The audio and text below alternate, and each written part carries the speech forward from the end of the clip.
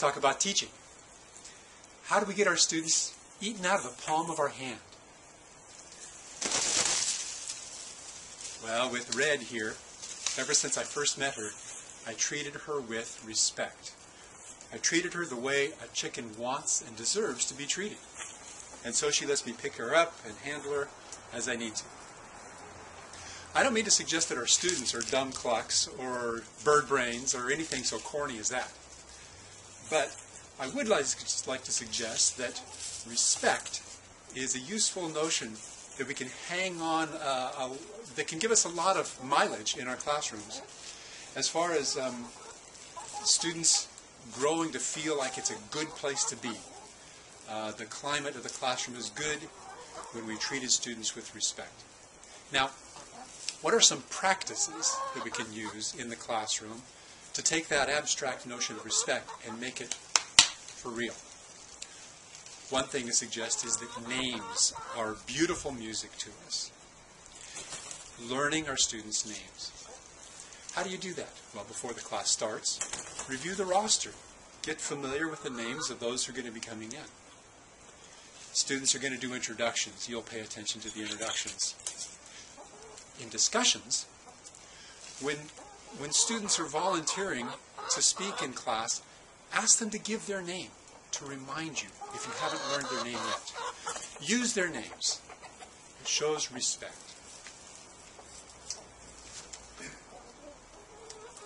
Clear expectations. Setting clear expectations for your students shows respect. Now, the first day of class, you're going to review the student handbook. Makes clear many of the expectations related to the course you're delivering.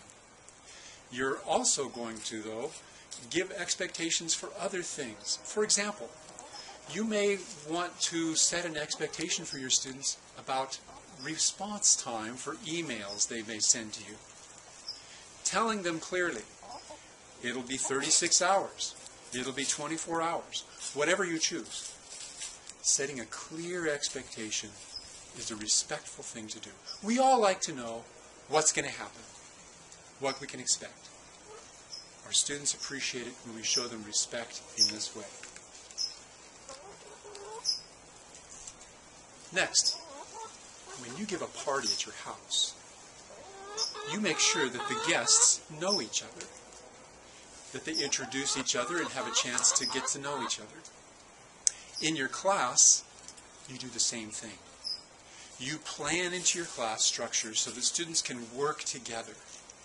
And this working together helps them feel more comfortable with other people in the class besides you. And that makes the class feel like a good place to be. It's a respectful thing to do to introduce people when there's a party at your house. And it's a respectful thing to do to structure in opportunities for students to work together and get to know each other in your class. Respect. Feedback. We need feedback from our students about what they're learning and more generally about how they're experiencing my class. Now, there are some students that we've all seen who will just blurt out anytime there's an opportunity to speak.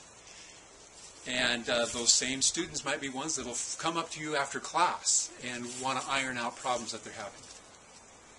Then there are other students that just won't do that. Quiet ones. So, in respect for all, a practical thing to do is to provide multiple opportunities for expressing feedback, for students to express their experience in the class, to express what they're learning in class. A couple suggestions. Surveys given at the end of a class meeting. A very useful one, very simple to give. Allow students 1 minute or two to write a response to this question. From today's meeting, what is the muddiest point? What's still unclear from today's class? Another one that a number of instructors in our family are using is called the Learning Incidents Questionnaire. Again, it's a brief questionnaire, but several questions asking students to express at what point in the last week of class did they feel most engaged to what was going on. And at what point in the last week of class did they feel most distanced. Now, you'll hear a range of responses to these questions, but it's fascinating to hear and very useful. It lets you be responsive to your students to collect this kind of information through surveys. So this responsiveness can be, at times, things that will guide you to change your practice. At times it won't. But you'll tell students what you've heard in, for example, the Learning Incidents Questionnaire. And having told them what you've heard in itself demonstrates tremendous respect that you're listening. Sometimes you'll adjust what you're doing, depending on what they've told you. Sometimes you won't.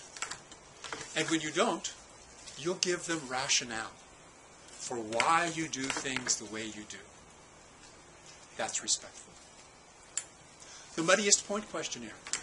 How respectful and responsive it is to take your Muddiest Point questionnaires, find the common themes, and let that be the starting point for your next class session.